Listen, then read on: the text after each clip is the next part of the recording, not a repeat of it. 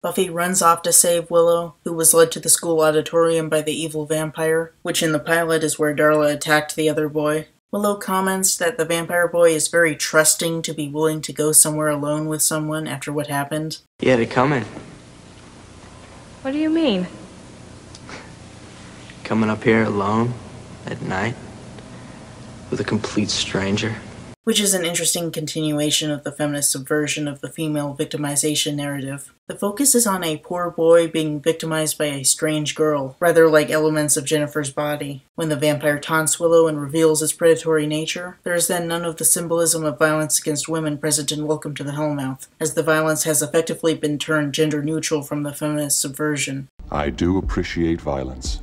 Xander catches up with Buffy, who hands him her purse, full of anti-vampire weapons, and they split up to deal with the vampire. Just as the vampire bites Willow, Buffy comes in as the big hero to rescue her. She's a hero, you see. She runs towards the stage and knocks the vampire down. She then mocks him by characterizing the whole violence narrative as about vampires having to be worried about going out alone when there's a big bad slayer out to get him, which is honestly pretty awesome.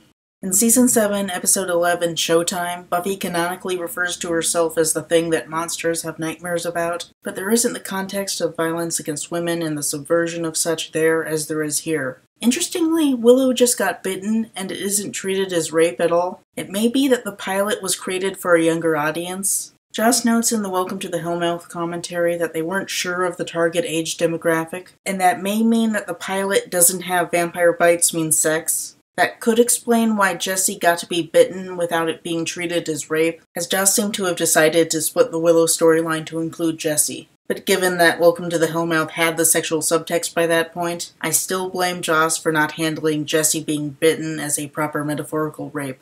As it turns out, the vampire brought backup, so a fight scene ensues. Thought I might try violence. Solid call. Xander tosses Buffy a weapon as he goes to get Willow, which makes him come off as a great sidekick very early. Willow comments that it's odd Xander is carrying a purse. Xander, do you usually carry a purse? While she does not specifically say that it's bad, it seems to derive humor from the idea of a boy being degraded by femininity. Darla attacks Willow but lets her go because she hates leftovers. God, I hate leftovers. Kind of ironic when she tries to give the master her leftovers in the harvest. I'm your faithful dog.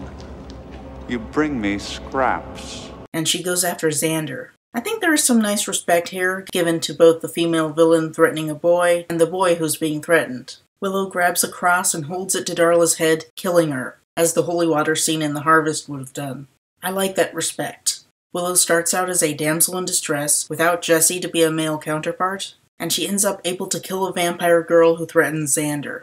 And the fact that Xander can be rescued by a girl while still having respect is wondrous. Buffy beats up everyone and then identifies herself as a slayer, accepting that role. The vampire runs away in fear, leaving only the vampire who attacked Willow. He hides.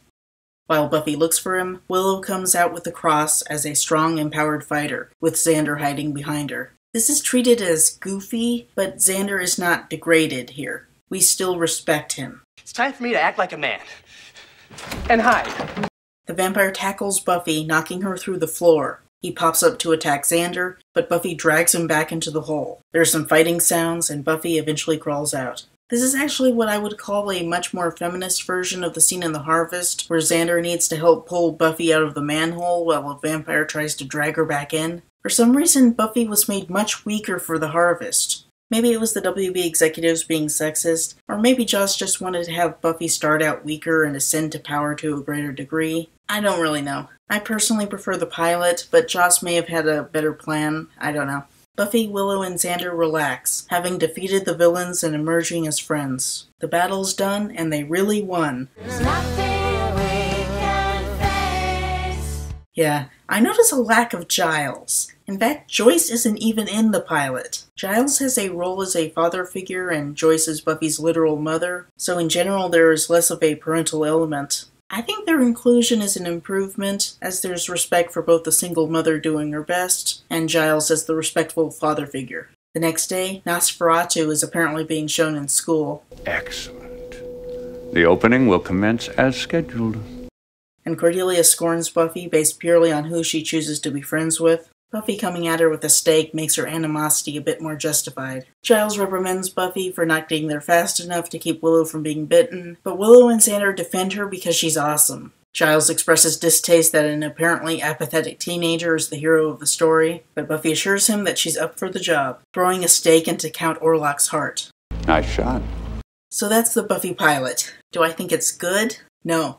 But I do appreciate its feminist themes. In some ways, I think it's superior to the episodes we got. Buffy is stronger, and Xander seems more likable and more feminist as a person. Willow gets to kill Darla and gains a confidence I'm not sure we see until season 3. But I don't know, I think Dollhouse is good because Echo starts out disempowered and has to rise up through the course of 2 seasons. So maybe the writers were right to take their time. Riff Regan may not be as talented as Alison Hannigan, but I don't think she's horrible. And I do think it's a bit of a shame that we couldn't have a plus-sized actress in a major role. From a feminist perspective, the Buffy pilot is a lot better than its reputation. Not to say it's good, but